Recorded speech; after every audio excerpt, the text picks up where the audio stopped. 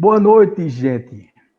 Como vão? Tudo bem? Estamos novamente aqui do SEC, do Centro de Expansão Consciencial, para bater um papo aí bacana, hoje na companhia maravilhosa de Josiane, doutor Renato Lira,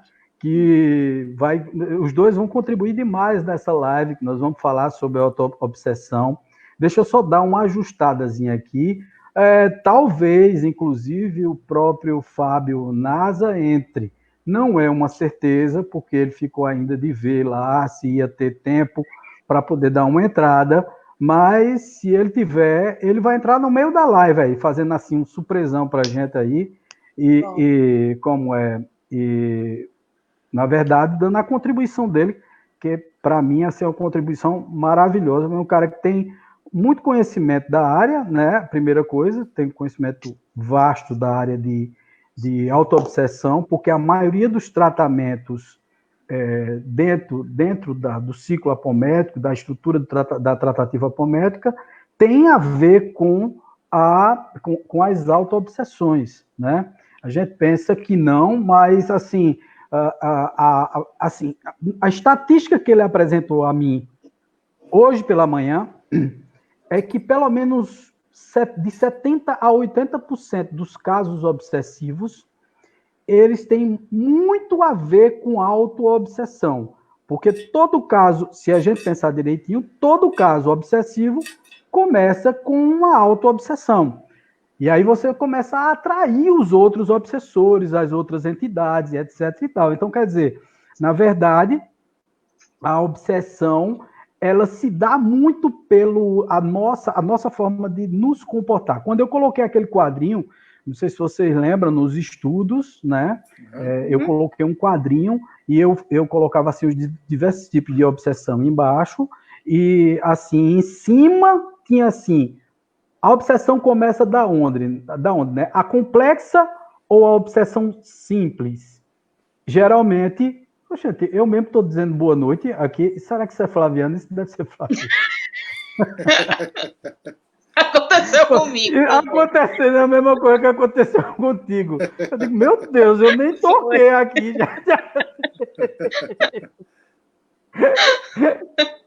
Ai, meu Deus do céu. Eu digo, a Maria tá obsidiada desse danado desse Face. Foi Flaviano que entrou pelo meu telefone celular, botou boa noite aqui.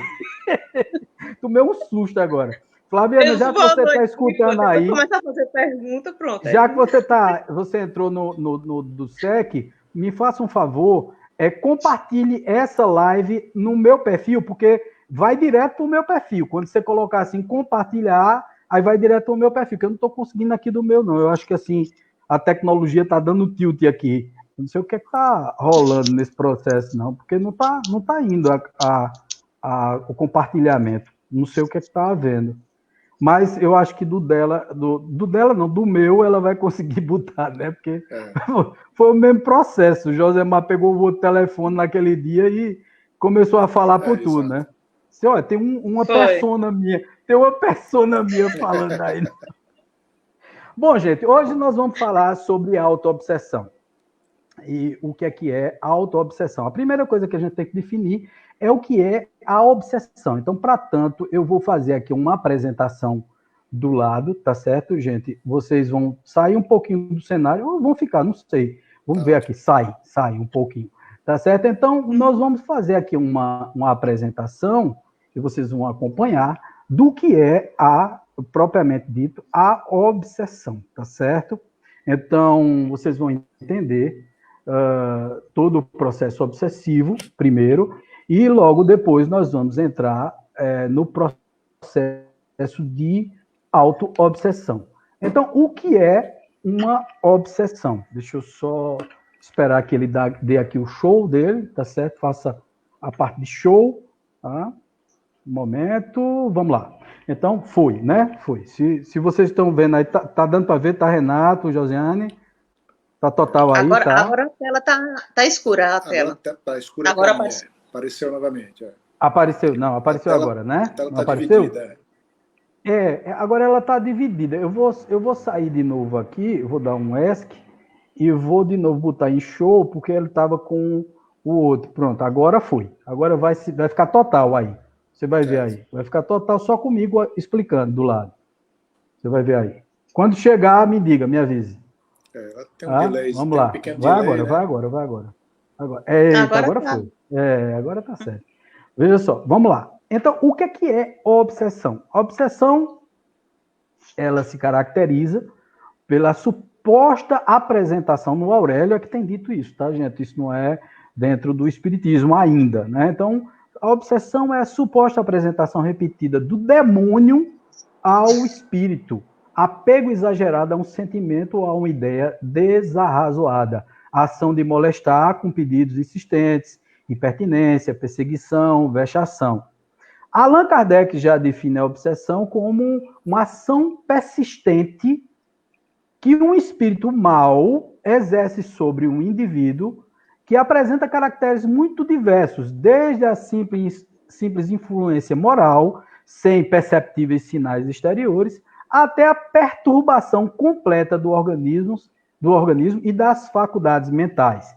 Já Dr. Lacerda, que é exatamente quem começou a apometria no Brasil, que deu o nome à apometria, porque antes se chamava de hipnometria, tá certo? Dado por um outro pesquisador que, na época, apresentou a Dr. Lacerda, e Dr. Lacerda saiu-se com a seguinte definição de o que é obsessão. A obsessão é a ação nefasta e contínua de um espírito sobre o outro, independente do estado de encarnado ou desencarnado em que se encontra. Então, ele já ampliou o conceito, né? Ele disse que encarnado ou desencarnado. Mas esse conceito vai se ampliando. E a obsessão, ela acontece, que a gente já falou outras vezes aqui, nós já falamos sobre isso, e a obsessão, ela acontece em diversas direções. Então, a obsessão acontece de desencarnado atuando sobre desencarnado, quer dizer, de morto para morto, tá? De desencarnado sobre o encarnado, que é de morto para vivo, que é a mais comum, a que tem exatamente a que Kardec se refere. Aqui o Aurélio se refere também, porque, embora ele chame de demônio, tá certo? Mas é um espírito que está do lado de lá. Então, é de desencarnado sobre encarnado. De desencarnado sobre... de encarnado sobre encarnado, porque aí está errado, tá certo, gente? De encarnado para encarnado, quer dizer, de vivo para vivo, tá certo? De encarnado... não, aqui tem... De encarnado para desencarnado, tá certo? Quer dizer, de vivo para morto. Quer dizer, muitas vezes a gente obsidia os que já foram, com a saudade, com a lamentação e etc e tal. De encarnado sobre encarnado, quer dizer, de pessoa a pessoa, de obsessão recíproca, e a que a gente vai falar sobre a auto-obsessão, que eu vou colocar aqui depois, que é exatamente tipos de obsessão. A primeira, a obsessão, a auto-obsessão, que tem a ver com a síndrome da ressonância vibratória, com o passado, a recordação tormentosa, fragmentária de encarnação anterior, as correntes mentais parasitas, autoinduzidas, estigmas kármicos físicos e estigmas kármicos psíquicos. Bom, aqui nesse ponto, eu vou voltar com todo mundo, tá certo? Para a gente começar a bater uma bola aqui. Eu vou adiantar, inclusive, essas apresentações, tá certo? Porque tem a parte exatamente da auto-obsessão. Vou só dar um cliquezinho aqui. Vou voltar aqui para todo mundo que está se apresentando, tá certo? E nós vamos colocar aqui um bannerzinho para só lembrar. Veja como eu tô chique, Jojo, tá vendo? Para ficar assim, tudo bem organizado. Auto-obsessão, né? Que é exatamente o tema de hoje. Então, nós vamos bater um papo sobre auto-obsessão. E o que é a auto-obsessão?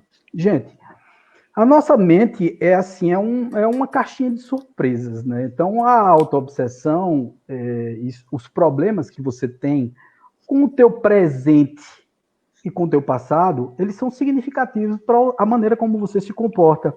As coisas que você tem de problemas hoje, principalmente os problemas psíquicos, né, que você guarda em si, as culpas, os medos, os pânicos, os desejos exagerados, né, os vícios e etc. Tudo isso tem a ver com essa autoobsessão. Quando eu falei para vocês que Fábio, ele classifica, e ele diz uma coisa muito certa, que a maioria dos processos obsessivos, eles advêm de uma questão de auto-obsessão, significa dizer que muitas vezes nós nos auto-obsedamos, e aí, naturalmente, que depois essas personalidades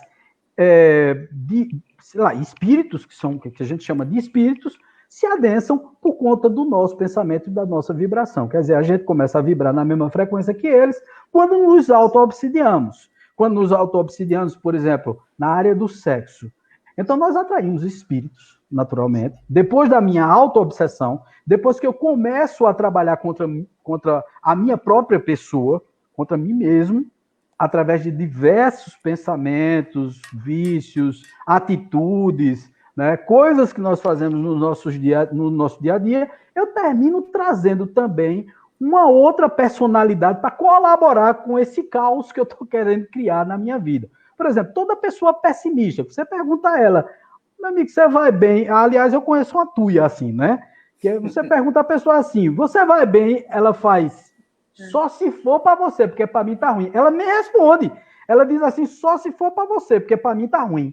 Né? Ela não diz assim, rapaz, tá mais ou menos, tá ruim. Não, ela já vai na veiota, né? Já vai no gogó do camarada e diz assim, tá péssimo, tá horroroso. Você acha mesmo que depois de uma auto-obsessão dessa, de um comportamento, que é um comportamento pessimista seu, junto de você também não tem outras personalidades que também terminam contribuindo com essa auto-obsessão? Lógico que sim.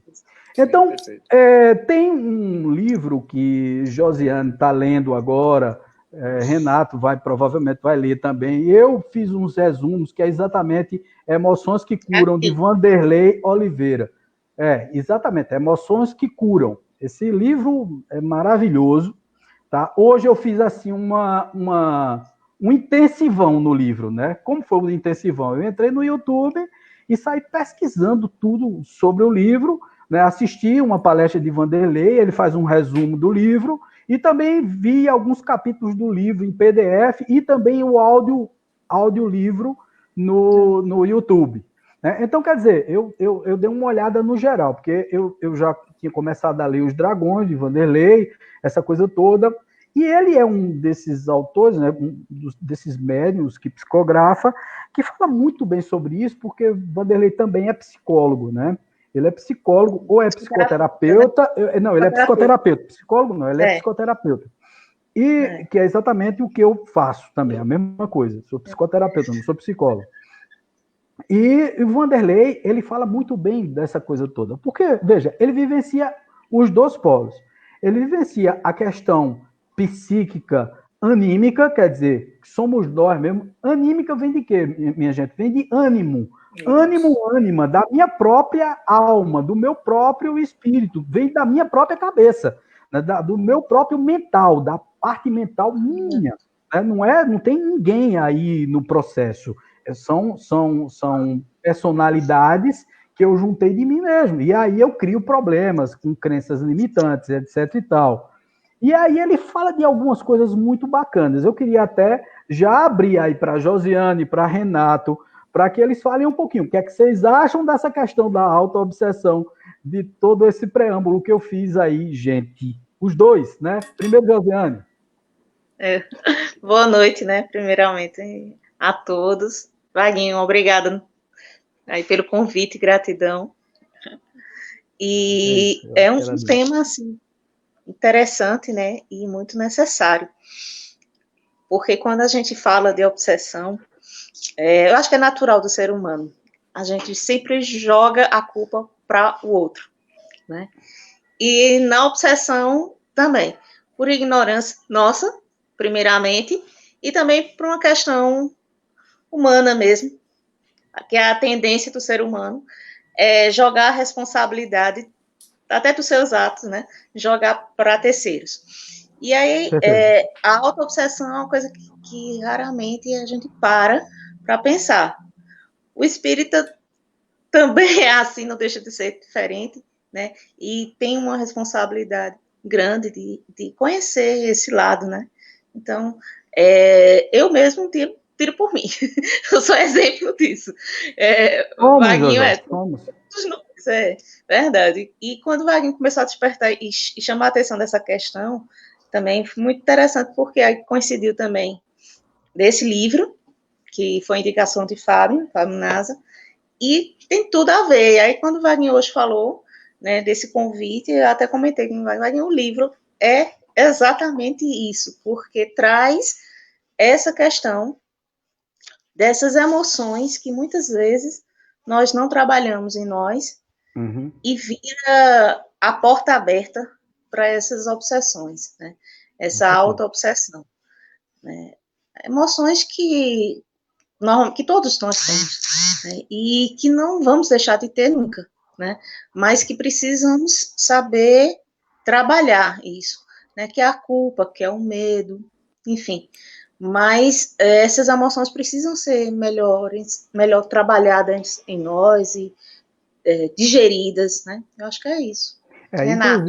Inclusive, Jojó, Renato, só para eu colocar aí um padrão muito interessante, é o seguinte, é que quando eu comecei a falar sobre essa questão de auto-obsessão, falamos na quinta-feira, mas já estávamos falando antes sobre a auto-obsessão, aí falamos quinta-feira, falou da obsessão geral, inclusive eu utilizei as apresentações exatamente da quinta-feira, né?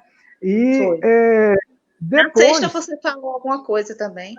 Não, na sexta eu gravei um vídeo. Não, ontem eu gravei. Na sexta eu falei. Ontem eu gravei um vídeo. E esse vídeo foi gravado, é interessante, porque esse vídeo foi gravado com a insistência do nosso mentor, o Ernesto, que está junto aqui. E Ernesto estava dizendo a mim, olha, você vai ter que falar um pouco sobre essa questão de dependência psíquica, que muitas vezes a gente cria uma dependência psíquica nas pessoas, as pessoas ficam dependendo da gente o tempo todo, e aí elas constroem um processo auto-obsessivo. Aí eu digo, mas Ernesto, eu já falei uma vez, já falei duas, ele disse, pega o celular. E aí como manda quem pode e obedece... Quem tem juízo.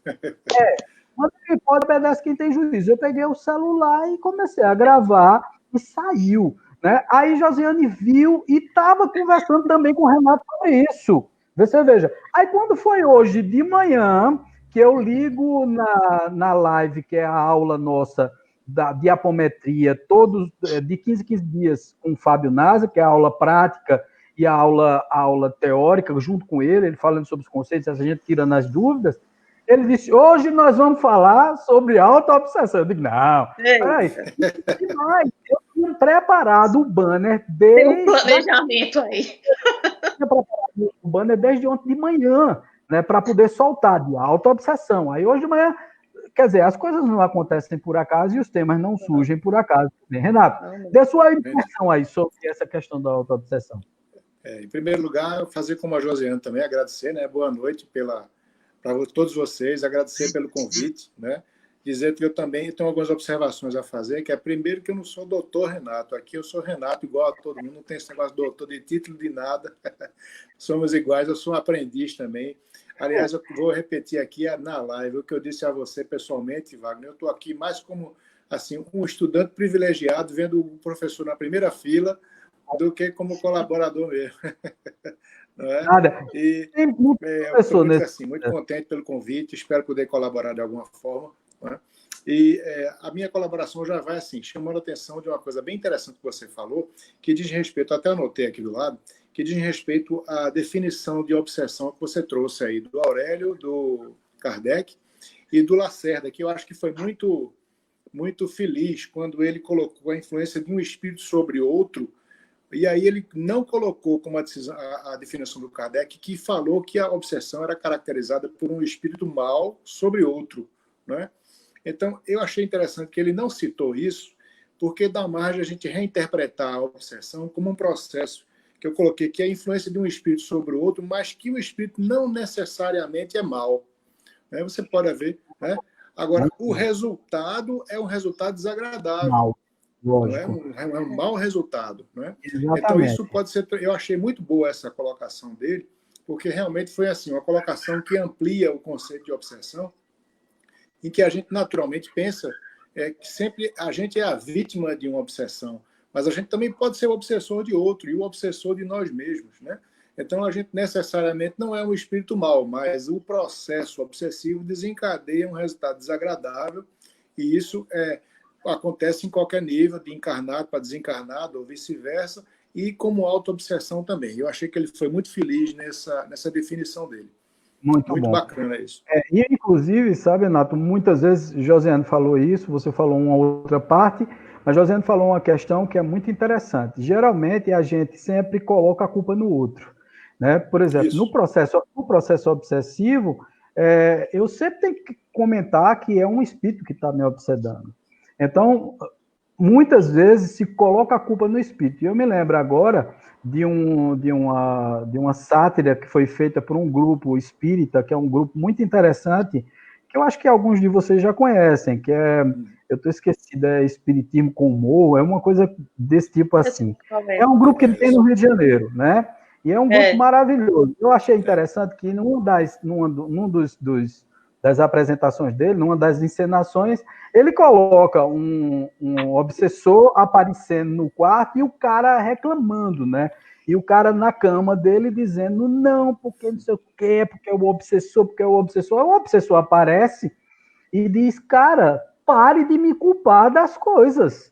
Cara, ninguém aguenta você fica o tempo todo se auto-obsidiando, se maldizendo, dizendo coisa. O maior obsessor seu é você mesmo. E tem mais, eu vou me afastar, porque senão eu vou começar a me prejudicar, e você é que está me obsidiando. Quer dizer, eu até queria me obsidiar, mas você não está deixando, você não está permitindo.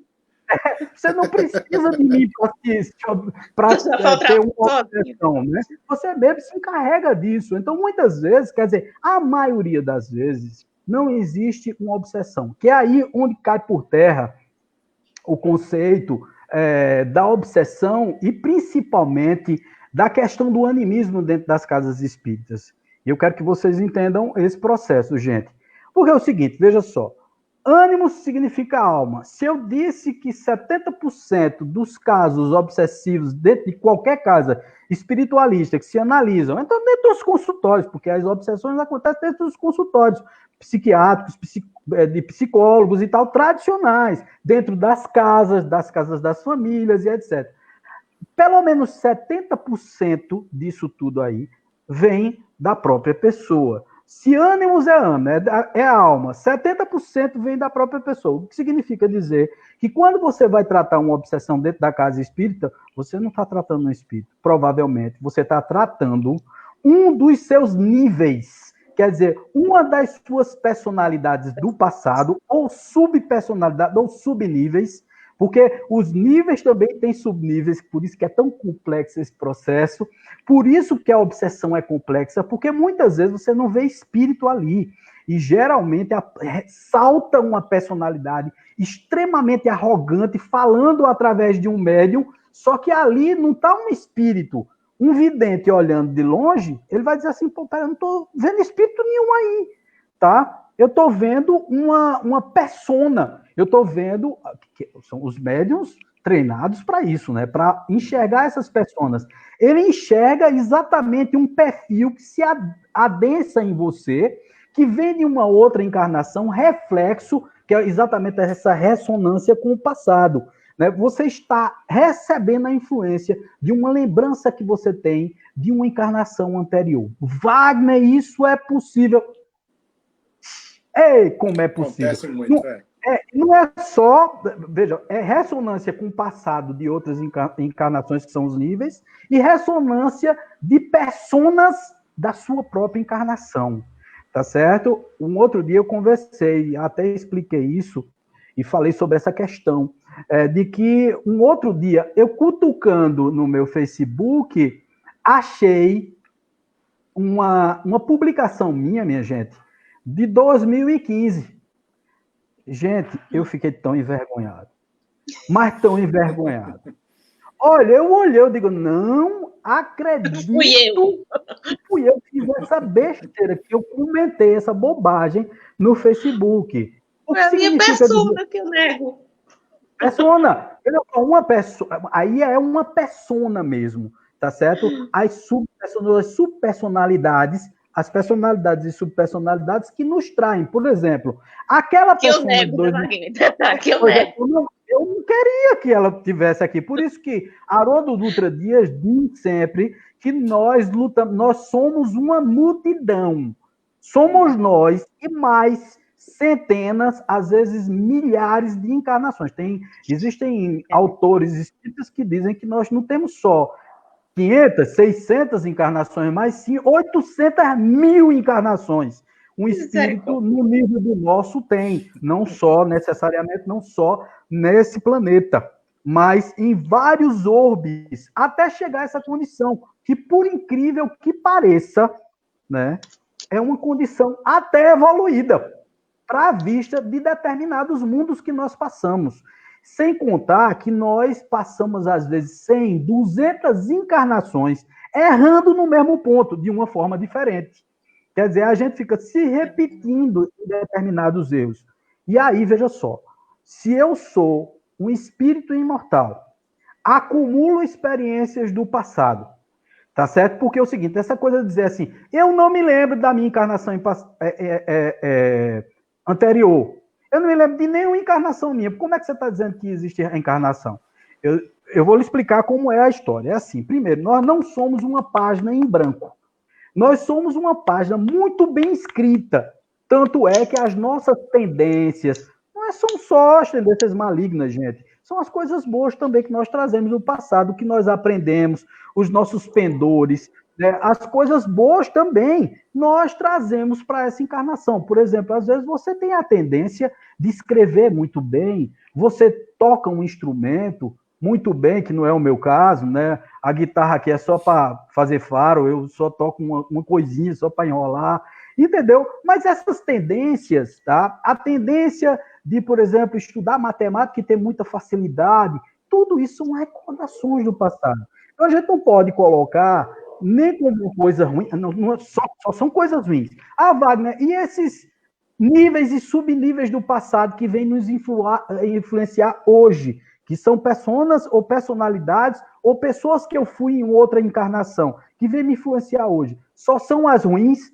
Não, as boas também. Encarnações que você acertou também, que você fez coisas bacanas. Ou dentro de uma mesma encarnação, onde você começou mal e ficou bem depois. Ou então começou bem e alguma coisa no meio do caminho te despertou e terminou desencaminhando você, tirando você do caminho certo da tua programação espiritual. Aí vocês vejam a complexidade desse processo. Gente, vocês que estão assistindo, e aí eu quero dar boa noite a todos aqui, a Juscelia, a Célia, a Mari Chaves, a Cleneide Florencio, Mari, Mari, um beijo. Mari é minha amiga. Tá certo. Cleneide Florencio, Amélia Laurindo, Patrícia, Jefferson, tá todo mundo aí assistindo, além dos outros que estão assistindo, mas não deram boa noite e a gente não consegue dizer quem é que está no processo. Mas, gente, veja, como é complexo o processo, tá certo? Então, as auto-obsessões, elas vêm dessa vida, tá certo? Das suas personalidades vividas nessa própria existência. É muito importante a gente entender isso. São coisas que você viveu no passado, por exemplo, quando nós trabalhamos com a técnica da regressão de memória, né? E muitas pessoas me perguntam assim, Wagner, é regressão para a vida passada? Eu digo não. O nome é terapia regressiva, porque ela pode regredir para resolver problemas ou coisas que você passou nessa existência ou em outras existências. Quem vai definir isso? Através da indução hipnótica, você mesmo define esse processo de recordação, tá certo? E aí, quais são os principais problemas ditos por Vanderlei Josiane? O que é que Vanderlei diz sobre tudo isso? Eu acho isso muito bacana, porque ele pega, veja, e todos esses problemas que Josiane vai colocar aí, entenda, é dessa encarnação e também de outras encarnações, que são os mais comuns. Quais são os mais comuns, Josiane? Manda aí. Eu acho muito interessante. A princípio, ele coloca as 3 emoções que levam o indivíduo, as três mais as frequentes, né, digamos assim, As que mais levam cabeludas. as mais cabeludas, digamos assim, que levam o indivíduo à autoobsessão, a raiva, a culpa e o medo, né? E essas três, né, Wagner, você vê que nós não escapamos dela, porque qual o indivíduo que não vai ter raiva na vida, né? Que não vai ter alguma culpa e qual não vai ter medo. Só que a gente precisa saber lidar com eles, né? E será que a gente não trouxe essas emoções do passado ou de outras vidas? Trouxe. A gente pode não querer lembrar, mas está lá, né? Marcado, né, nessa página. Tá marcado. Já está no escopo, né? Na estrutura. Já tá. E justamente essas marcas que trazem muitas vezes doenças e a autoobsessão, né? Então, mas as três mais frequentes são essas. Aí imagina o desencadear de coisas que vem a partir de cada uma delas, né? Se você for a raiva, aí vem uma série de emoções que subdividem na raiva, né? No medo. A estrutura da raiva. Né? Agora, você veja que o que Vanderlei defende, eu acho fantástico, que é o seguinte, que a gente, na tratativa, né, quando a gente entra no processo da tratativa, tanto a tratativa apométrica, como através do trabalho de terapia regressiva, como na psicoterapia, na hipnose, né, na hipnoterapia, como nós resolvemos isso? A primeira coisa que a gente tem que perceber é o seguinte, que cada emoção dessa, né, a raiva, o ódio, né, a raiva, o medo, né, o ressentimento que você tem, todas essas emoções, tudo isso que aparece, que ressalta em sua personalidade, que termina, de certa forma, lhe prejudicando, são coisas que acontecem com você para você rever os seus posicionamentos. Então, eles não acontecem como uma coisa ruim, porque muita gente diz assim, não, isso aí é ruim. Isso, meu Deus, sentir raiva, sentir inveja, por exemplo. A inveja que você tem do outro, tá certo? Isso é uma coisa que você traz, né? Alguma crença que você traz, inclusive você se culpa, porque tem inveja das pessoas, e muitas vezes a inveja te beneficia, porque a inveja faz com que você olhe não pela coisa dos outros, mas como uma sinalização de melhoria própria, de melhoria íntima. Você diz assim, puxa vida, fulano de tal tem, eu posso também. Eu posso também ter, mas não é para cobiçar o do outro. A inveja só se transforma numa coisa ruim quando você está desejando o que o outro tem. Mas desejar fazer algo parecido, ou também ter a capacidade, entender que tem a capacidade também de realizar aquele mesmo processo, que não precisa ficar com dorzinha de cotovelo porque o outro fez e você não fez. Não, você também pode fazer, mas são todas essas coisas que são fantásticas, são maravilhosas, que podem ser... Renato, fala aí, por favor. Eu achei bem bacana isso que você falou, nós inclusive conversamos ontem a respeito, que é a história da faca, né? A faca pode servir para matar e pode servir para cortar um legume, para tratar um alimento e tal. Então, é exatamente esse exemplo da inveja que você colocou. É assim, de que forma você vai utilizar aquela energia, né, para direcionar, como a inveja, por exemplo. Você vai trazer o sentimento da inveja para sentir uma usura, um aspecto negativo sobre o que o outro conquistou, ou você vai utilizar essa energia para saber e para se conscientizar que você também tem potencial para chegar a um resultado positivo e até melhor, teoricamente, do que aquela pessoa que conquistou e que você estava assim, né, sentindo que seria o alvo da sua inveja. Então, essa energia, essa mobilização energética, ela é muito importante. Eu também achei uma coisa bacana que você colocou sobre as personas, né? A gente, assim, tem uma visão das personas como se fossem entidades diferentes de nós hoje. Mas nós somos o somatório, as pessoas são o somatório de experiências emocionais que a gente teve em existências anteriores e que são os tijolinhos que estão construindo o edifício que nós somos hoje. Então, a gente não pode tirar aquele tijolo da base sob pena de desabar o edifício que nós estamos construindo, a casinha que nós estamos construindo hoje, que é o nosso próprio eu, né? Então, continua sendo uma essência nossa. Né? Você falou uma coisa aí que o Fábio sempre cita, né, nos exemplos dele. Tô doido que ele entre, né? Tô doido que ele consiga entrar. Mas ele fala uma coisa que eu estava deixando isso para ele, né? Mas como ele não está entrando e a live está seguindo, então eu vou tocar, né, no assunto, que é exatamente, ele fala do condomínio mental, né? Do condomínio que é a sua vida atual, né? O condomínio mental, ele funciona mais ou menos assim, gente. Você é o síndico, né? Porque na realidade você hoje toma, a sua mente hoje está tomando conta do seu agora. Isso. Tá certo? Mas no teu condomínio mental tem personas e níveis. Pessoas que você foi nessa mesma vida e níveis do que você foi em outras vidas. É como se você fosse o síndico desse prédio. Eu adoro esse exemplo do cara, velho, porque é muito bom. Veja só, você é síndico do prédio. Né, Vaguinho? Você é síndico do prédio, né? Então você toma conta do que você está vivendo agora.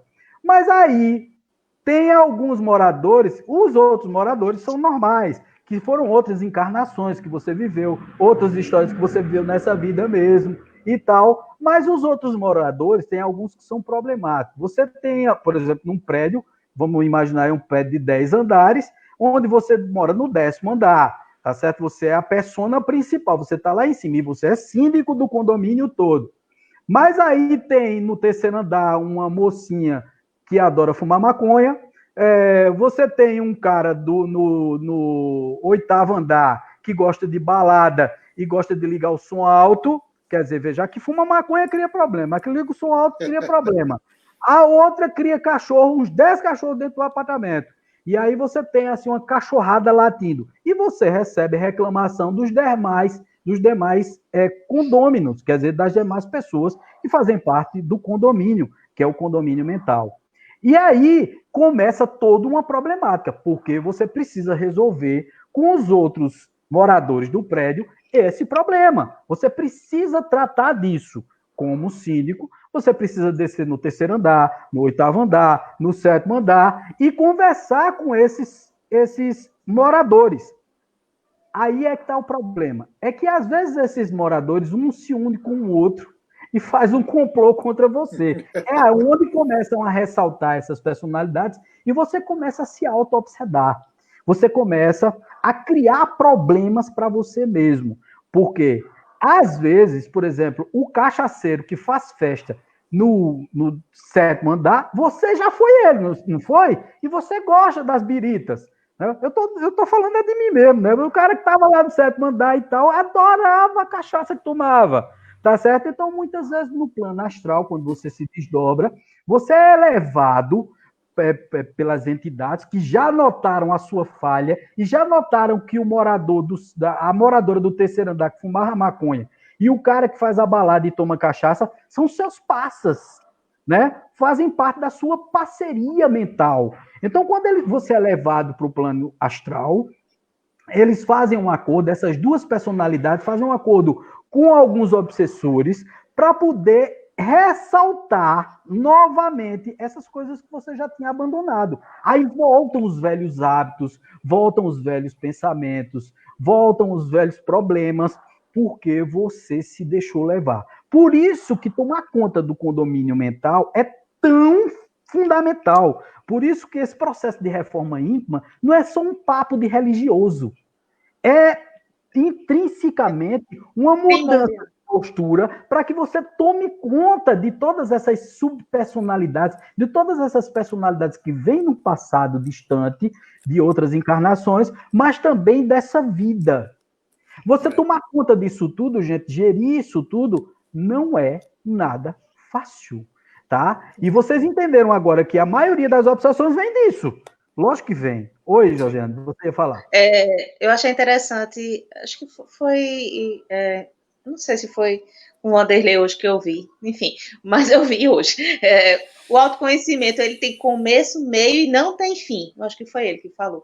Não tem fim, né? Porque é um trabalho, a reforma íntima, realmente, é uma coisa que não tem fim. Porque se você se descuidar, realmente muita dessas questões, elas podem retornar. É um processo que você tem, é a vida toda. São gatilhos, viu, Josiane? Às vezes são gatilhos. Que essas auto-obsessões podem surgir através de gatilhos. Tá? Às vezes você está com 40 anos de idade, não teve problema nenhum. Mas você você vai num país estranho, sente um cheiro. Você associa com aquele teu nível do passado, aquela tua reencarnação no passado, e você se recorda do hábito péssimo que você tinha. Ou de um hábito bom. Você está entendendo? Volta tudo. É um cheiro, é uma pessoa que você encontra, é uma roupa que você vê, um local que você foi, um som que você ouve. E aí, o gatilho tem disposição para... Quem tem disposição para depressão, por exemplo. Isso. Né? Eu mesmo passei por um processo de depressão longo. Né? Hoje, graças a Deus, eu não tomo mais medicação, mas eu dou o meu exemplo. Então, eu tenho que ficar muito atenta a isso, porque são gatilhos. Né? Porque se eu já tenho um histórico e uma história em relação à depressão, né? Então é uma coisa que é uma reforma íntima e um autoconhecimento para a vida toda, porque são gatilhos, como você falou, que podem despertar e retornar um processo aí a qualquer momento. Então é uma coisa muito interessante essa situação. Pois é, Renato. Esse exemplo aí do condomínio, né? A reforma íntima seria o estatuto do condomínio, né? Mas, ó, a gente tem que seguir essas regras aqui, vamos organizar, senão vira bagunça, né? E você é quem tem que tomar conta da ordem na coisa, né? As pessoas, como você bem colocou, Wagner, seria assim, as pessoas são as nossas existências e a impregnação das memórias ela é muito forte. Esse baú de memórias que a gente tem dentro de nós, né? Às vezes a gente não recorda por causa da própria lei aí da reencarnação, que a gente, por misericórdia, a gente não recorda, mas essas memórias que são muito fortes nas pessoas que a gente existiu, que a gente carrega, que a gente foi no passado, muitas dessas memórias têm um peso muito grande. E é o pequeno gatilho que você coloca aí que traz essas reminiscências aí que podem transformar a gente, né, em um comportamento vicioso e até deletério para a gente mesmo, né? Muito interessante isso. Veja, eu vou passar aqui mais um pouquinho daquela apresentação que eu estava mostrando para vocês, tá? E aí eu vou colocar aqui ela no total para vocês, tá certo? Vocês vão ver aí a tela cheia. E aí nós vamos fazer aqui uma observação a mais nesse processo como um todo. Deixa eu só ver aqui onde é que está o processo, né?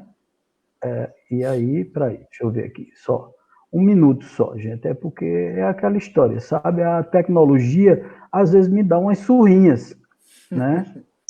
E eu tenho que admitir que, muitas vezes, eu sou meio fraco nesse troço. Então, lá vou. Vamos lá. A auto-obsessão. O que é a auto-obsessão? Ela tem a ver, essa estrutura de auto-obsessão tem a ver com a síndrome da ressonância vibratória com o passado, que é essa que a gente estava falando. Mas tem outras coisas também. Nós temos recordações tormentosas, fragmentárias de encarnação anterior, correntes mentais parasitas autoinduzidas e estigmas kármicos não obsessivos, físicos e psíquicos. A síndrome da ressonância vibratória com o passado. Aí a gente vai entender cada pontozinho desse.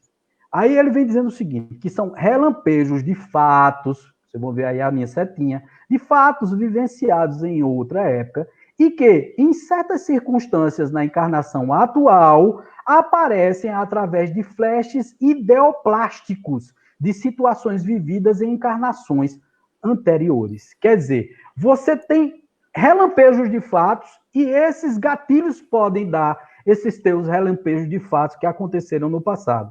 Uma determinada situação da vida presente, uma pessoa, um olhar, e são os gatilhos, um olhar, uma joia, uma paisagem, uma casa, um móvel, pode ser o detonador que traz a sintonia vibratória.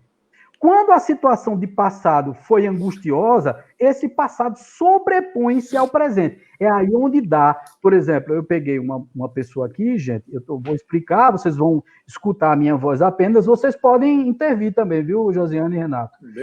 Não tem problema. Veja só, eu tratei uma pessoa aqui que ela tinha problema com locais fechados. E aí eu fiz a indução hipnótica, trabalhei a terapia regressiva com ela, joguei ela num passado que ela mesma escolheu, para descobrir que danado era essa síndrome, quer dizer, esse pânico que ela tinha, né, a claustrofobia. Por que ela tinha esse medo todo? Ela não entrava num elevador, ela não queria saber de elevador, não queria saber nada disso. E aí ela descobriu, tá certo, foi para um passado, de uma encarnação passada dela, me parece que século, se não me falha a memória, século XVII ou século XVIII, uma coisa dessa, onde ela se viu sendo enterrada, viva. Veja que aflição. Então, todas as vezes, a primeira vez que ela entrou num elevador na vida dela, tá certo? Na primeira vez que ela entrou no elevador na vida dela, foi o gatilho para despertar a claustrofobia dela. Até então ela não tinha. Ela ficava em locais, por exemplo, fechados dentro de casa e tal, mas como era uma pessoa que vivia em sítio e tal, ela não ia para prédio com frequência, nem frequentava, nem nunca tinha subido no elevador. Quando ela subiu no elevador, a primeira vez, acho que com 15 anos de idade, ela me disse que foi aos 15 anos, o que foi que aconteceu? Naquele momento, o gatilho se deu. Até então, ela ficava num quarto fechado, ela ficava em qualquer outro canto fechado, não tinha problema. Mas aquele elevador, como tinha dimensões maiores, despertou a lembrança dela do passado, de uma vida passada, onde ela foi enterrada viva. Veja que coisa tormentosa, que coisa agoniada. E aí, tem toda uma tratativa que eu não vou aqui explicar a vocês, porque é uma questão muito da técnica terapêutica, né? Que não interessa nesse momento. Depois a gente vai falar sobre isso. Depois vocês têm aí, ó, recordações tormentosas fragmentárias de encarnação anterior. Nessa síndrome, não há imagens nem vislumbres de cenas vividas em existências anteriores. O doente tem súbito mal-estar, angústia ou estados depressivos que repetem os sofridos em outras vidas. Sofrimento este que parece consequência de algo indefinível, fosco, apenas um vislumbre de sensação. São fragmentos de cenas, tudo espaço e desconexo, mas que se sabe fazer parte de um conjunto que se sente e é extremamente desagradável. É aquela sensação que você tem. É aí onde dá o pânico, é aí onde dá o medo, a ansiedade. Você fica ansioso, entra num ambiente e tem um flash, tem alguma coisa que você lembra, você não sabe o que é. É algum gatilho que definiu isso. Depois você tem aí, ó, correntes mentais parasitas autoinduzidas, que são certos indivíduos mais sensíveis ou impressionáveis que manifestam um verdadeiro temor às aflições corriqueiras da vida. Por exemplo, o cara diz, a mãe que diz assim, meu Deus, meu filho, não saia de casa, porque se você sair, você vai ser assaltado, você vai ser morto, você está entendendo? Isso nunca aconteceu com ela. Ela não tem trauma, não é dessa vida, mas ela se recorda que em uma outra existência, ela perdeu os filhos através de um assassinato. Então, gera um pânico nela só de pensar em a pessoa fazer isso. Se vocês terem uma ideia, eu vou usar o meu caso, tá certo? Mamãe sempre teve um pânico de motocicleta.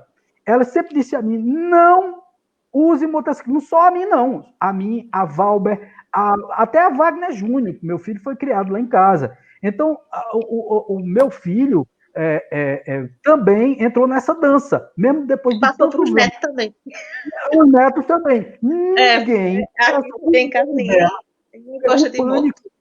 Para você ver, o pânico dela, os netos dela, que Josiane está falando, é porque são filhos de Josiane, né? Josiane é minha ex-cunhada. Ex-cunhado não, que eu costumo sempre dizer que cunhado não deixa de ser cunhado, a gente continua cunhado, tá certo? Então, de forma desequilibrada... Oi? Como é? De coração. Coração. de forma desequilibrada, tem receio de doenças imaginárias. Às vezes você pensa em uma doença. Você diz assim, meu Deus, eu não vou tomar água gelada, não, porque senão eu vou morrer de pneumonia. Então, cara, tu nunca tivesse isso e tal, e a pessoa tem aquela crença limitante que limita a vida dela, que impede que ela viva bem. Mamãe, por exemplo, também tem outro problema, que é medo de gato. Mamãe tem medo de gato. E eu perguntei a ela, mamãe, algum dia algum gato lhe atacou? Ela disse, não. Então, isso significa também que é alguma coisa, alguma corrente parasita mental que autoinduzida, que ela mesma lembra, através dos gatilhos. Quando ela viu o primeiro gato na frente dela, ela viu um gato por azar. Veja, porque qualquer outra pessoa, quando é um problema? É quando você vê a situação e se importa profundamente com ela, transformando aquilo num problema sério na sua vida pessoal. Ela viu um gato, veja só, eu já vi gato doente. Eu não sei se vocês já viram, um gato doente, um gato espumando, alguma coisa desse. Eu já vi vários. Gato altamente doente, caído num canto e tal. Ela viu um gato doente, coisa que eu já vi também, coisa que você já viu, Renato, que Josiane já viu, eventualmente. Vocês não se importaram com isso. Mas para ela, aquilo ali fez ela lembrar de alguma cena dela, em algum ponto distante da vida dela, que foi uma corrente dela, autoinduzida, ela se autoinduziu e aí começou a detestar gato.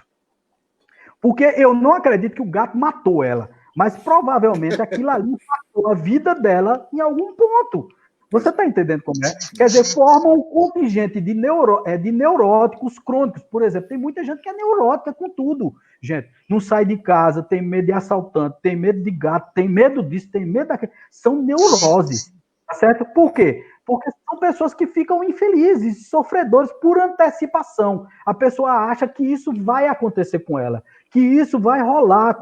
Por exemplo, ter medo de ficar sem ter o que comer. Aliás, isso aí dá uma lembrança atávica, que é exatamente essas correntes mentais, que faz com que você engorde, tá certo? Por quê? Porque você come demais para poder suprir. É como se você fosse morrer amanhã de fome.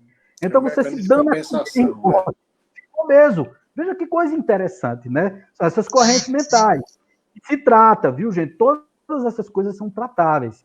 E depois Oi, Josiane, fale. Agora, eu lembrei, no livro, a questão do medo. Sim. No livro, a questão do medo, Vanderlei coloca que o medo aparece justamente para lhe dizer que você pode. Que aquela questão que você tem, teoricamente, você tem um medo exagerado, ele está querendo, essa emoção está querendo lhe dizer que aquilo você pode superar, você tem mais condições de superar do que você imagina. Mas eu entendesse que essa questão, muitas vezes, ontem eu estava conversando com o Renato sobre isso, num bate-papo que a gente teve aqui à tarde, e eu disse, mas nem sempre você consegue resolver você com você. Você tem que ir para um tratamento médico, você tem que ir para um tratamento psicoterápico, você tem que ir para um tratamento psicológico, às vezes você precisa tomar remédio. Por quê? Porque muito essas profundo, coisas, né? É profundo e você não consegue resolver só. Só depois que a gente começa a fazer a tratativa é que as coisas começam a se ajustar. Veja só, ainda tem, nesse processo do passado, estigmas kármicos, não obsessivos, que são físicos e psíquicos, que são deficiências físicas congênitas, de um modo geral, ausência de membros, cardiopatias congênitas, surdez, você traz do passado também. Que não é mais uma obsessão, foi uma escolha sua. Ou então algo que você precisava viver, mas faz parte de uma auto-obsessão. Foi você quem trouxe isso. E, às vezes, também manifestações mentais, que aí sim, patológicas, entre elas a esquizofrenia, a síndrome de Down, o autismo, as neuroses, os recalques, as epilepsias essenciais. Tudo isso vem com essa bagagem. Veja que coisa fantástica, maravilhosa que a gente tem e que a gente nem imagina, né? A gente nem tem conhecimento dessas características, né, gente? Veja que coisa impressionante. Gente, você me perguntar, viu? Eu tô vendo todo mundo calado, olhando assim. Se você me permite um comentário, Wagner. Manda aí. É o seguinte, aqui como é diverso, né? Você fez bem uma citação aí em relação, por exemplo, a sua mãe supostamente vê um gato aí doente e trouxe relembrou com algum mecanismo de trauma que provocou esse medo dela ter de gatos, né? Então, veja como um mecanismo que é diverso essa situação, porque aparentemente uma coisa que é banal para uma pessoa pode ser um desencadeador de um processo extremamente complexo e doloroso para uma outra pessoa. Então, é um processo muito único, né? Ele não tem dois iguais, né? Não tem paralelo, né? Não, você não tem um igual, né? É muito diverso esse processo, muito interessante isso. E o processo de autoobsessão passa por isso. A gente não tem... a gente, às vezes, tem, inclusive... Hoje, esse tema que você trouxe foi muito pertinente por conta do Covid, né? Essa pandemia está trazendo... é muito oportuno essa discussão, porque está trazendo à tona uma discussão sobre os sofrimentos mentais que a gente está vendo durante e provavelmente após a pandemia. A gente ainda vai ver a repercussão mental e emocional de muitas pessoas por muito tempo. A depressão provavelmente é uma delas, que já foi dita que é o mal do século XX, agora do século XXI, né? E essas repercussões emocionais são muito importantes. E a gente vai vivenciar muitos casos de depressão, né? Examinar e se constatar e conviver com pessoas que estão em depressão. E muita gente tem a má ideia de que a depressão é uma coisa que a pessoa alimenta. Às vezes às vezes não é. Então, é muito difícil a gente diferenciar. E, Renato, traz? Pois não. Pode dizer. Não, pode dizer. É muito difícil a gente diferenciar, e muita gente tem uma má visão sobre a depressão, como se fosse uma coisa que a pessoa se auto-inflige e subestima, achando que aquilo é uma bobagem. Fulano está doente, como quem diz assim, está doente porque quer. E os processos são muito complexos, né? Quem não está vivenciando a depressão não faz ideia do sofrimento que aquela pessoa carrega, né? Aí veja, Renato, aí no processo, você veja como a coisa é complexa e por que é que a autoobsessão ela é tida, não é só por conta da técnica que a apometria consegue trabalhar essas autoobsessões, mas também pelo processo complexo de tudo que envolve a autoobsessão. Porque, veja, não é só uma questão, hoje mesmo eu lendo uma parte do livro Legião, de Robson Pinheiro, eu vi uma questão muito séria, que é a questão dos magos negros, né, e dos dragões, que eles influenciam na estrutura mundial, no geral. Então, muitas vezes, nos tirando da nossa espiritualidade e colocando as nossas mãos, que são importantes, por favor, eu quero aqui ressaltar, nas nossas mãos, soluções para efeitos e não para causas. Por exemplo, os remédios que são aplicados pelos médicos, e aí tem um médico aqui, estou fazendo a referência porque é fundamental, porque para poder equilibrar, toda pessoa que está com depressão é preciso tomar o remédio. Mas entenda, o remédio sendo usado pelo remédio termina formando uma egrégora de pensamentos, de que tudo tem que ser resolvido através da química. Gente, a gente tem que procurar o caminho do equilíbrio, como o Buda dizia. A luz é exatamente o caminho do meio. É você encontrar a ponderação, nenhuma coisa nem outra, tá certo? Então, essas egrégoras do mal, elas têm alimentado determinados pensamentos. E aí eu quero, assim, ressaltar o processo de evolução do pensamento, tá certo? Quando nós pensamos mal, que estamos nos auto-obsedando, eu disse que depois você termina estimulando outras mentes. Eu não falei sobre isso, né? Uhum. E aí começa as obsessões de desencarnado para encarnado, de encarnado para encarnado, e por aí vai. Todo o processo começa no eu, começa em mim. Mas como é que esse processo começa? Veja, a unidade do pensamento se chama nourê. Uma junção de nourês, que são uma junção de pensamentos, formam uma corrente de pensamentos. Uma corrente de pensamentos juntas, várias correntes de pensamentos se transformam em formas de pensamento, que são incutidas em sua mente. E, no final, em egrégoras de pensamento. Porque estamos vivendo uma epidemia, ou posso dizer até uma pandemia de depressão. É verdade. De fatos depressivos. Por quê? Porque começa com a minha nourê, depois, com uma corrente de pensamentos de pessoas que vão se influenciando junto comigo. Depois, cria exatamente uma forma de pensamento. Todo mundo começa a achar que está né, que está nesse processo, e aí fica mesmo, porque o pensamento ele transforma a sua vida, o pânico, o medo, etc., começa a ser estimulado, e essa é uma época em que isso está sendo estimulado de uma forma muito forte, e aí depois tudo isso se transforma numa egrégora. Aí é muito mais. O medo já paralisa. Aí... Porque o medo está se transformando numa coisa comum. Por exemplo, os sacerdotes, eles estimulam o medo. Me perdoem, tá? Mas eu estou falando em alguns, tá, gente? Eu não estou falando em todos. Né? Alguns tiram o medo. Eu tenho mesmo uma pessoa que eu admiro profundamente na Igreja Católica, que é padre Arlindo lá de Tamandaré. É um cara que tira as frescuras dos católicos, né? E dos espíritas também, de todo mundo. Aquele cara é fantástico. Eu gosto de pessoas desse jeito, tá entendendo? É um cara que tira bobagem. É um positivista, é um positivista. É positivista. Então, ele dissolve as egrégoras do mal. Ele dissolve as formas de pensamento. Ele dissolve as correntes de pensamento que estão construídas na sua mente. E aí você começa a pensar diferente. Dizer, epa, peraí, eu estou sendo vitimista demais, eu estou culpando o mundo, não estou me culpando, eu estou vendo as coisas, mas não estou me vendo, eu não estou me enxergando, eu não sei quem sou. Então, a primeira coisa começa com aquele pensamento que tinha no oráculo de Delfos, quando Sócrates deu de cara com aquilo ali, que tinha assim, conheça-te a ti mesmo. Tá certo? Então, assim, o primeiro processo, quem você é? Já se olhou no espelho? Já perguntou a você mesmo, assim, quem sou eu? Vai, eu vou parecer um doido. Eu digo, primeiro pareça um doido, para depois não virar doido. É melhor parecer um doido, perguntando a você mesmo, quem é você, tá certo? Para não criar correntes de pensamento, depois uma forma de pensamento e, posteriormente, uma egrégora que vai se adensar a um processo que já está sendo construído, já está funcionando. Esses pensamentos desses caras, desses dragões, desses caras do mal, muito renitentes, eles já construíram o pensamento da depressão no ser humano. Então, você veja que o pensamento depressivo hoje ele é muito maior do que há 100 anos atrás. As pessoas estão morrendo de depressão.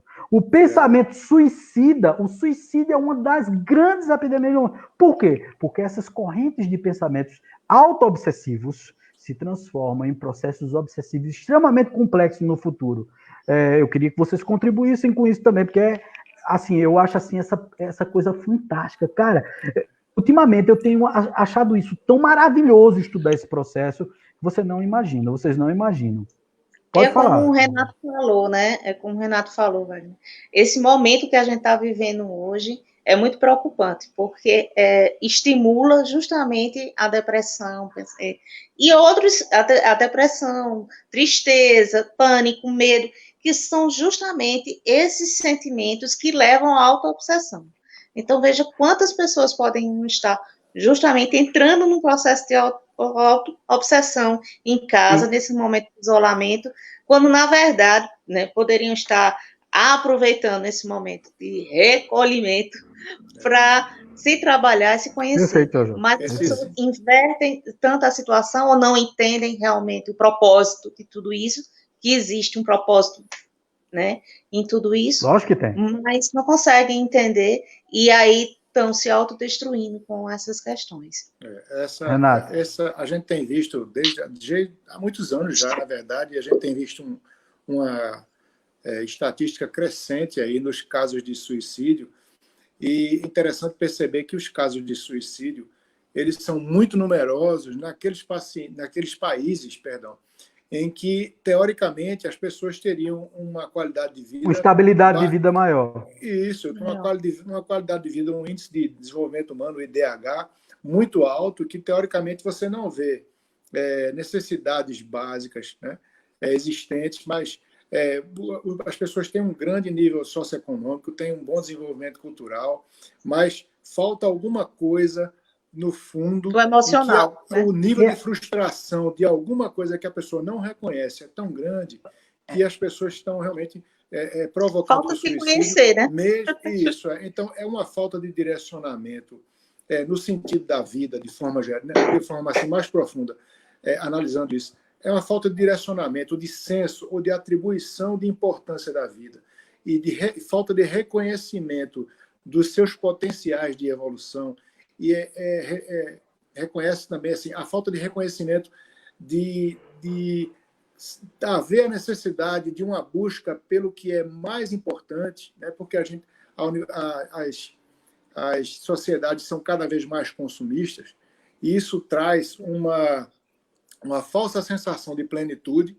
Então, chega um momento em que a pessoa consegue todas aquelas coisas que a gente fala que são de sonho. Então, o cara tem uma boa casa, um bom emprego, tem uma boa renda, mas e agora que eu consegui tudo isso? O que é que me falta? Então, ele não consegue Você matou a charada da estratégia dos dragões. A estratégia dos dragões é estimular você o consumismo, o materialismo, né? Tudo ismo que você tem aqui, tá? Fora o espiritismo, né? Ou então o espiritualismo, né? Mas está estimulando em você situações ou processos que são efêmeros, são passageiros. Você está dando valor à tua aparência, você está dando valor ao dinheiro, você está dando valor à casa. Quando isso, aí a comprovação exatamente desses países que tem um IDH altíssimo e as pessoas estão se matando. A Suíça é um desses casos, o Japão é um outro caso muito significativo desse processo. Então, se a gente pensar direitinho, né, vamos pensar no escopo. Qual é a estratégia desses caras do mal? É exatamente tirar você da espiritualidade, da interiorização, te transformar numa pessoa cada vez mais materialista. Peraí, eu acho que Renato caiu aqui, viu? Te transformar numa pessoa... te transformar numa pessoa cada vez mais materialista e, com isso, fazer com que você desista da própria vida.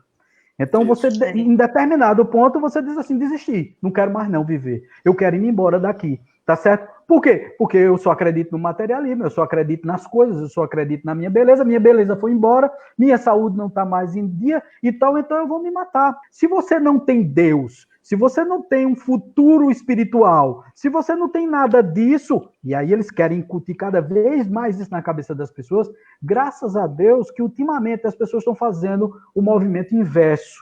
Né? Se espiritualizando mais, porque a gente não pode também só falar em desgraça aqui. Né? As pessoas estão também tentando melhorar isso, né? Tentando ser mais espiritualizados. Né? Mas, por exemplo, você vê uma live como essa de hoje, nós temos o quê? 10 pessoas assistindo, 4 pessoas assistindo assim, uma variação. Você está entendendo? Já se você for para uma bagaceira dessa, tal, vamos sentar na rodinha, vamos descer na garrafa e etc., dá 1000 pessoas fácil.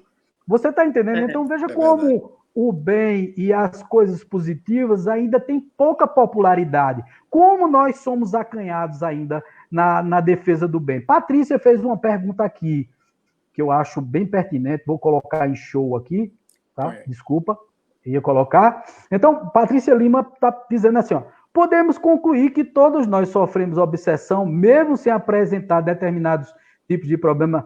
Patrícia, não pira, tá? Não é assim, tá?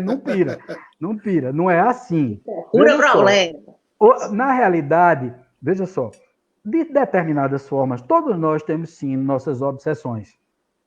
As nossas auto-obsessões, por exemplo, refletindo tudo que aconteceu no passado nosso. Se nós não somos uma folha em branco, significa dizer que, naturalmente, que nós trazemos certos achaques, certas recalques, certas coisas que são motivos para auto-obsessão, sim.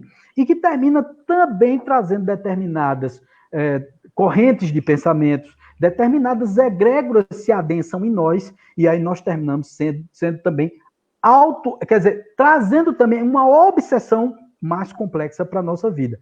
Mas como é que a gente se previne disso tudo? A partir do momento, veja só, quando eu digo assim, luz, quando eu digo assim, paz e luz. Luz, gente, é de lucidez, de conhecimento. Quanto mais eu conheço as artimanhas do não Cristo, tá certo? Do mal, daquele que a gente chama mal, mais estarei prevenido contra as artimanhas, as estratégias e tudo mais. Então, quando eu percebo que alguma coisa começou a sair do prumo, uma análise é bom, um tratamento apométrico é bom, uma autoanálise é bom, porque começa primeiro pela autoanálise. Por isso que eu disse assim, conheça-te a ti mesmo. O que está acontecendo com você agora? você anda perturbada, você anda perturbado, você anda com algum problema, então se autoanalise primeiro. Se precisar de ajuda, corra, vá atrás de ajuda, porque é exatamente nesse autoconhecimento que você cria todo um processo de proteção contra todas essas coisas, tá certo? A proteção primeira é de você para você. Tem outras técnicas e tal, que um dia a gente vai falar sobre as proteções energéticas e tal, aí já entra em um outro terreno, tá certo? Mas contra a obsessão, e principalmente a autoobsessão, é o autoconhecimento.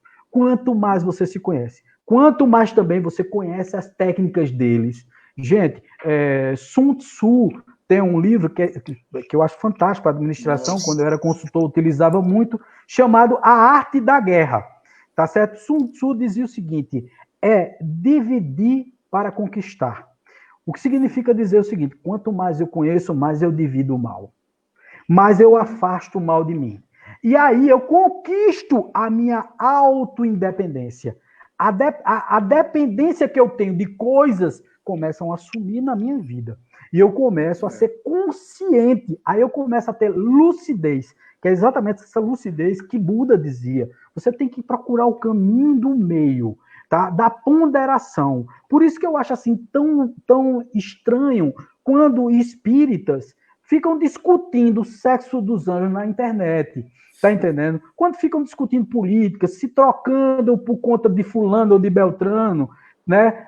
Discutindo bobagens que só levam ao adensamento energético e à criação de correntes de pensamento, de Norês primeiro. Primeiro ele se auto-obsidia com as próprias pirações, com as próprias estruturas de pensamento. Depois eles começam a entrar numa corrente de pensamento negativo, depois numa forma de pensamento que aí se adensa nele, criando uma egrégora. Por isso que a gente não está tendo paz aqui nesse país, gente. A gente só vê guerra pela internet, porque as pessoas não sabem ter ponderação. A fechar o próprio bico, como a gente diz, né? E aí chega seu Zé aqui para poder dar o impulso na nossa live, né? Exatamente. Começa primeiro da gente, né? Interessante você falar em Sun Tzu aí, viu, Wagner? Acho que a gente está conectado mentalmente também. Lógico porque que sim, né? Segundos antes de você falar, foi por isso que eu fiz assim, foi exatamente o pensamento que me veio, digo, é o Sun Tzu, é a arte da guerra, é com esse a arte da guerra. Né? Aliás, recomendo a vocês que leiam Sun Tzu. Todo mundo que está na área espiritual deveria ler Sun Tzu. Aí Wagner é um livro espírita? Não. É um livro budista? Não. É um livro... É um livro que ele ensina a arte da guerra. Gente, nós não estamos num planeta fácil. Hoje eu acho que até disse a Josiane, não foi a Josiane, foi a Uedja. O Uedja disse, Wagner, o Uedja está até assistindo. Boa noite, querida. Tudo bom? Chile também, né? Deixa eu ver se tem mais alguém aqui que eu não citei. Mary eu já falei e tal. Mas aí, veja, o Uedja, hoje eu conversando com o Uedja manda para mim, Wagner, né? As energias estão assim, estão assado e tal, o umbral e não sei o que, porque a gente se desdobra, né? E dá de cara com essa bagaceira que está na nossa psicosfera, né? E aí eu disse para ela uma coisa, né? Nós vivemos num caos energético. Isso é um grande sopão energético, tá certo? Mas nós estamos do lado do bem. Nós estamos fazendo a coisa certa. Nós estamos adquirindo lucidez. Quanto mais lucidez, mais nós estaremos preparados para as auto-obsessões que vão ocorrer, gente. Porque é o seguinte, se eu sou uma junção de milhares de encarnações em mim, tá? Lógico que uma vez ou outra vai surgir um gatilho, um cheiro, uma cor, uma pessoa, um local, que vai te despertar alguma coisa que vai começar a te auto-obsedar. Mas se você está com conhecimento...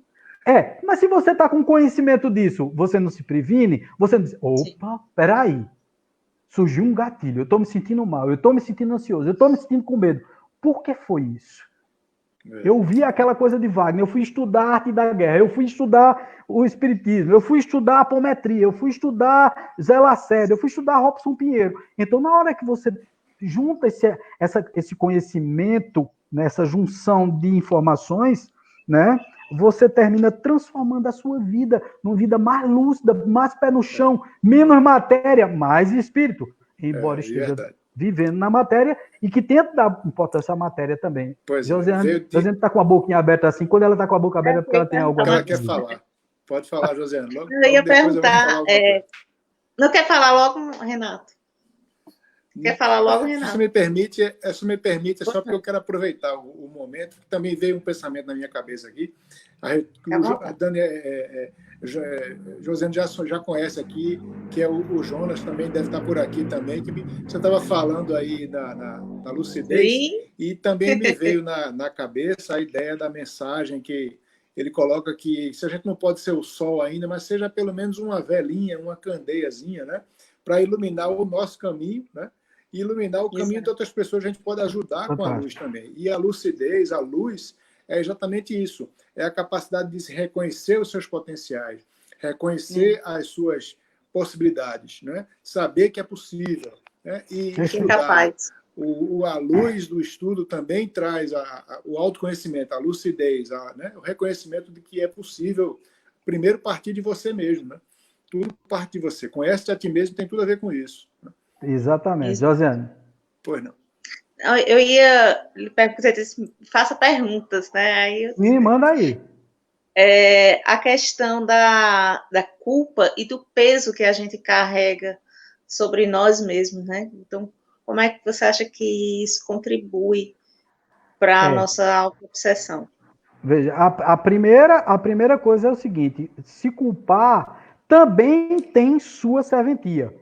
Olha, gente, quando o mal acontece, e muita gente se pergunta assim, por que que meu protetor espiritual deixa que o mal aconteça comigo?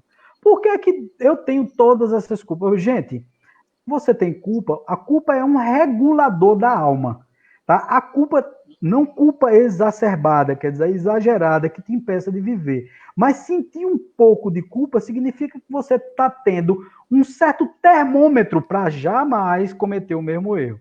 Então, culpa, você não vai eliminar a culpa da sua vida de uma vez por todas, e aí o psicoterapeuta, o psicólogo, alguém que diga a você que você vai eliminar toda a culpa de você, ele está faltando com a verdade. Eu não vou dizer que é mentiroso, mas ele está faltando com a verdade. Por quê? Porque isso não existe, tá? Lógico, uma culpinha ou outra de alguma coisa que você fez, lógico que você terá. O grande lance não é ter o problema. O grande lance é de que forma você está lidando com o problema, tá? Isso. É como eu vou lidar com aquilo, tá certo? Como eu vou resolver isso dentro da minha cabeça? Como é que eu vou desenrolar esse processo da culpa em mim? Então, eu posso arrumar outros caminhos. Ontem, eu falando com o Renato, eu falei de uma limitação de uma pessoa que me procurou. E o que é que nós fazemos nesse processo de culpa, por exemplo? O processo de culpa, essa pessoa que eu me referi, ela tinha uma culpa muito grande, porque tinha chamado a irmã para ir para um local, um sítio que ela tinha, e a irmã morreu com ela. E ela vetou e não queria mais ir para o sítio. E aí nós criamos um outro caminho. Eu disse, não. O processo aí foi o contrário. A tua irmã te deu a oportunidade, ela veio tanto tempo fora, tinha tanta saudade de você, que na hora de morrer, ela escolheu você para morrer nos seus braços. Então foi uma coisa maravilhosa que, de certa maneira, aconteceu. Ela ia morrer de todo jeito. Né? Mas era preferível ela morrer onde ela estava ou morrer aqui, junto de você, nos seus braços. Você podendo ter o privilégio de encaminhar ela. Ela olhou para mim, lógico que isso foi em transe, foi em processo de terapia, onde você faz um trabalho no subconsciente e reverte o processo de culpa, colocando um mérito naquilo tudo. Isso é maravilhoso. Fantástico. Todos nós podemos fazer isso, só que a gente nunca pensa pelo lado bom, a gente sempre pensa pelo lado mal. E a gente sempre acha que a culpa vai destruir a vida da gente, né? A culpa vem justamente para mudar seu modo de pensar, né? De alguma forma. Exatamente. Ela vem justamente para mudar. Ela é um empurrão para você mudar seu modo de pensar. Perfeito. O próprio Vanderlei Oliveira fala isso no livro dele. Exatamente. Né? De certa forma, a culpa já é a tua consciência falando, né? Lógico. Isso é maravilhoso. É um sinal de que você está despertando, né? Corrigir. Isso, exatamente. Sinal de que você está despertando. Pronto, já é um começo no processo de autocura, já que a gente está falando em auto-obsessão, já é um processo de autocura, é só perceber isso.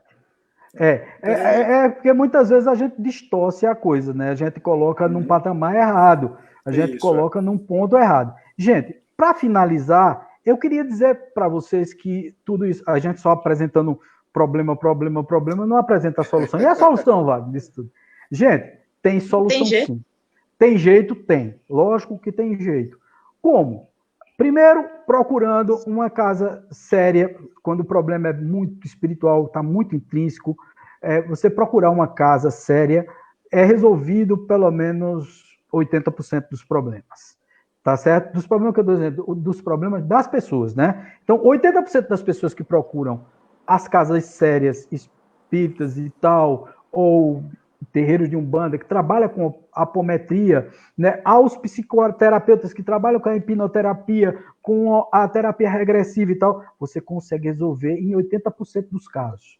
20% fica exatamente para aquela estrutura kármica, tá? Que são as coisas que você precisa viver aquilo ali. Então, às vezes, o problema é um problema muito intrínseco. Você escolheu vivenciar aquilo lá. Então, não é uma terapia que vai tirar. Mas veja, eu estou dando uma grande esperança aqui, que pelo menos, mesmo nos problemas kármicos também, vamos inverter o processo, nos problemas kármicos, você consegue aliviar o processo em 80% também. Então, veja só, se você ia ter... Por quê? Porque você começa a se resignar.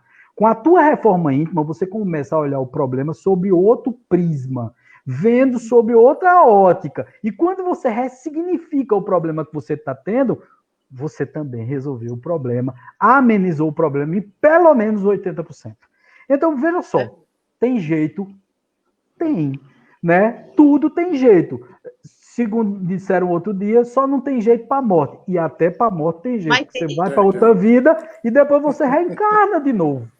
Né? Isso é só uma passagem, é só 1/1000 de segundo em toda a existência nossa, tá certo? É mais ou menos por aí, né?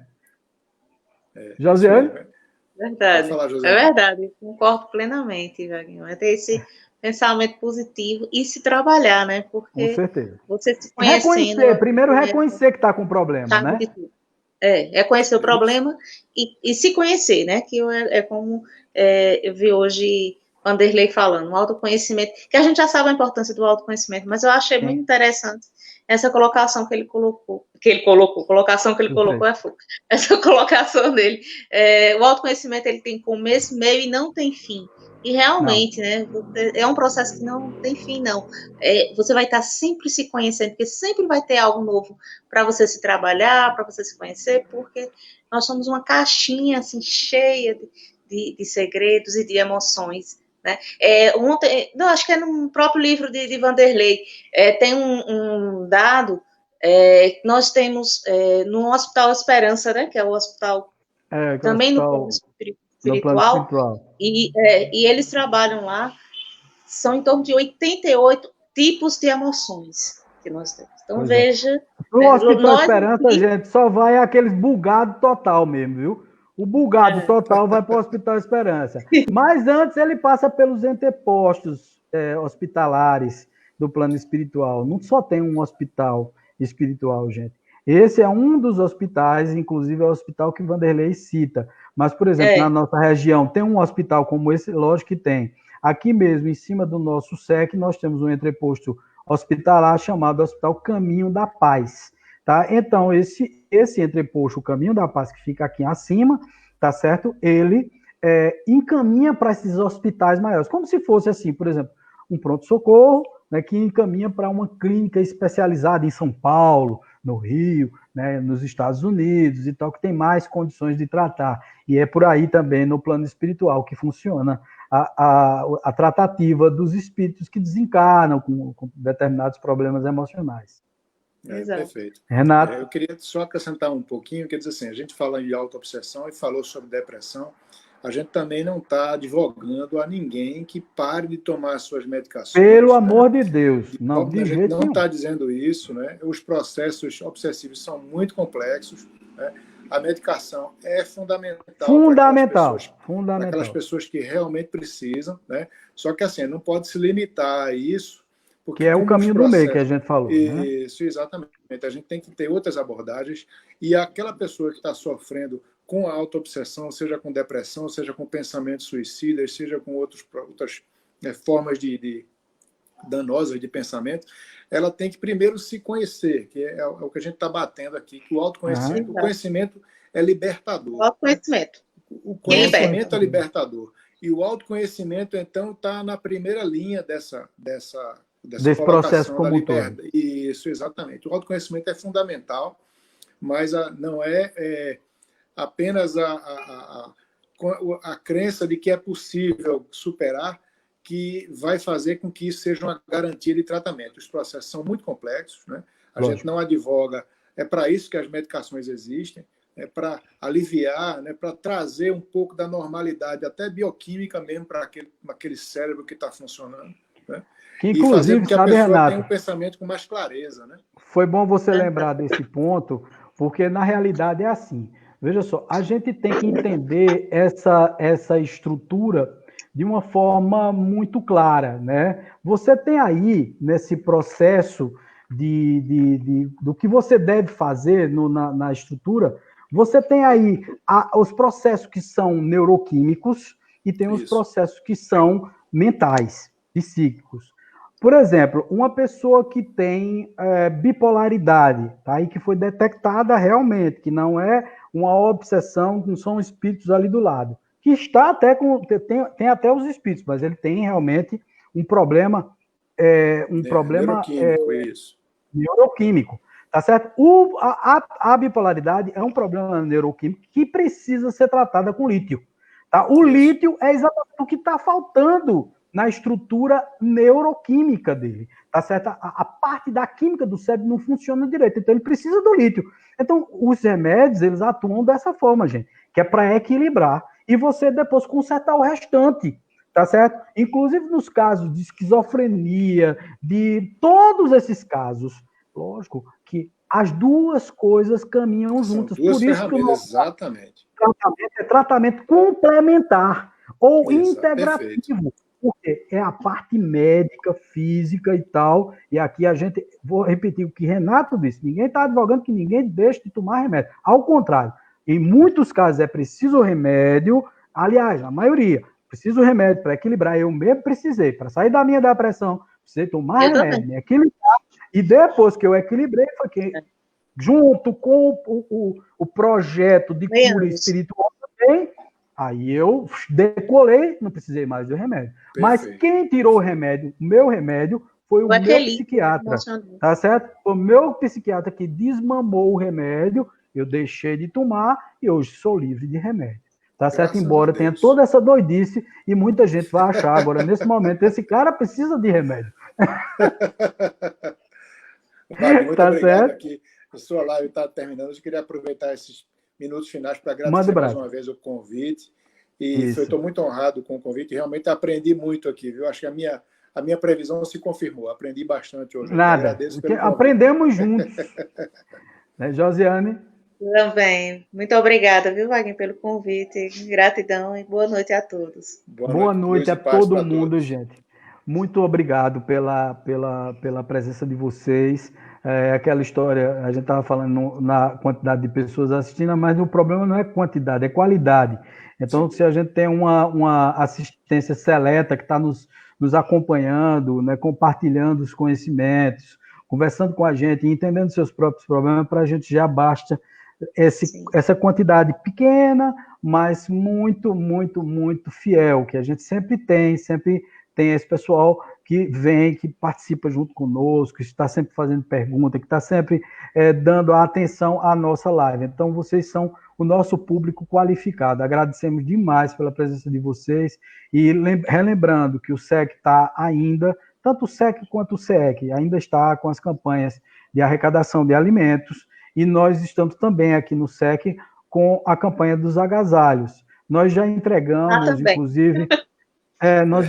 lá também, né? Pois é. Nós começamos também, essa semana mesmo entregamos 15 cobertas 15 cobertores, tá certo? Para as pessoas. Mas a campanha continua, as pessoas estão com frio, estão na rua, para os que são de fora daqui de Caruaru, que estão longe, e não entendem porque que a gente faz campanha do agasalho, é que aqui no Nordeste, em Caruaru, também faz frio, e grande, né? Tem noites que nós chegamos até aí, noites, madrugadas, com 13 graus, 12 graus às vezes, tá certo? No inverno mais rigoroso, chegamos a 12 graus. Mas no inverno mais ou menos, que é o nosso que está tendo agora, nós chegamos a 15, 16 graus, e é muito para a gente que tem costume, durante o dia, de ter um inferninho particular aí de 35 graus, não é brincadeira, né? Ir para 15 e para 14 graus. Então, para a gente é muito frio, tá certo? Então, as pessoas precisam de cobertas, e essas cobertas, esses endereços para as cobertas estão sempre nos nossos banners. Nessa publicação aqui, eu vou divulgar o banner aí embaixo, tá? Porque vocês podem entrar em contato. Mas aí eu já vou divulgar, né? No 998146555, você pode entrar em contato comigo, que eu passo o endereço para você entregar as doações, tá certo? O Josiane também pode divulgar o do SEC e tal, que é junto, é tudo junto, gente. Olha, veja, não tem nada separado. Para fazer o bem, a gente não se separa, não. A gente se junta para fazer o bem, tá certo? Não importa. Oi, Josiane. Não, mas indo para aí já tá então, bem encaminhado. Vamos lá. Então, gente, um beijo no coração de vocês. Muito obrigado pela presença e até a próxima live. Tchau. Paz e luz. Luz e lucidez. Tchau. Obrigado. Tchau.